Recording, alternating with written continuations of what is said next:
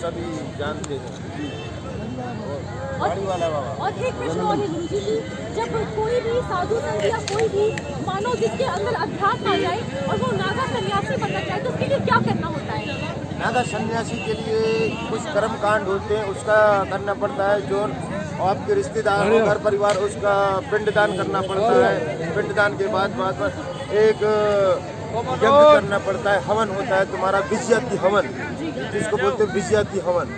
जब उसके बाद तुम्हारे को संन्यास होता है, और संन्यास के लिए फिर नागा संस्कार के लिए आपको गंगा जी का शपथ लेना पड़ता है। गंगा जी में खड़े होकर के ही आपको जो प्रेस मंत्र होता है, उस मंत्र से ही आप जग का कल्याण कर सकते हो और खुद का भी कल्याण कर सकते हो। यानी कि कल्याण करने के लिए मोह माया से विरक्त होना पड़ता है। हाँ, मोह माया से तो अलग हो, सब मोह माया से मतलब नहीं रहता है। बेन एक बात मैं आपको बताता हूँ, मोह माया तो नहीं है। मोह माया से तुम अपने भौतिक त्याग से दूर होते हैं, मतलब घर परिवार अपनों से दूर होना पड़ता है।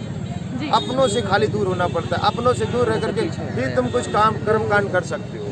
अगर अपने होंगे तो वहाँ कभी दुख होगा, कभी सुख होगा, कोई समस्या होगी तो वो कार्य आप नहीं कर सकते हो। जी बिल्कुल, सुख दुख का तो जीवन है। नहीं, घर में जी, घर से इसीलिए साधु बाहर जाता है, कोई तपस्या करने के लिए, कोई भजन करने के लिए, तो इसलिए तो वहाँ पे क्या घर में नहीं हो सकता है ना। घर में तो परिवार है, रिश्तेदार है, सभी लोग हैं, तो वहाँ पे भजन भक्ति नहीं हो सकती। इसलिए वो साधु का एक अलग ही से होता है, जब वो जाकर के वो अपना कर्म कांड कर सकता है। बाबा जी अभी आपने कहा कि पिंडदान करना पड़ता है जी। और जितना कि मुझे समझे कि पिंडदान तो उसका होता है जो व्यक्ति मृत होता है। हाँ। तो ये कहानी कैसे? ये लोग तब तो हम लोग सन्यासी होते हैं, मतलब कि जिंदे में अब अपने पिंडदान करना पड़ता है, अपने माता पिता के पिंडदान करना पड़ता है। वो लोग सब जीवित है तो भी मेरे को उनका पिंडदान करना, अथवा वहाँ के उनके रिश्तेदार से लेकर के उनके दोस्त मित्र तक को हमारे को पिंडदान करना पड़ता है। और एक चीज और बाबा जी की ऐसी कौन कौन सी क्रियाएं हैं जो एक नागा सन्यासी करता है? जैसे हठ योग हो गया,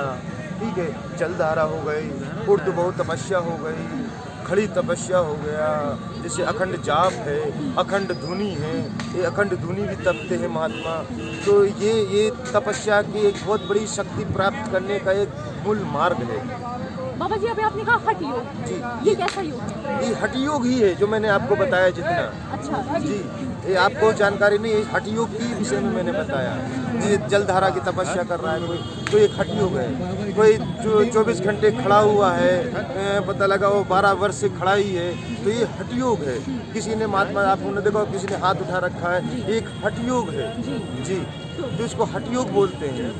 तो बाबा जी इस बार जो यहाँ पे जनता आई है वो बहुत खुश है अपने बाबा को देखकर, अपने नागा सन्यासी को देखकर। और जो हमारे नागा सन्यासी हैं इस बार संपूर्ण महाकुंभ जनता जनार्दन से वो कितना संतुष्ट है। वो कह सकते हैं कि इस बार हमारे राज्य के मुख्यमंत्री आदित्यनाथ योगी ने जो सेवाएं इस बार महाकुंभ में डाली है, अगर आपको एक उनका विलक्षण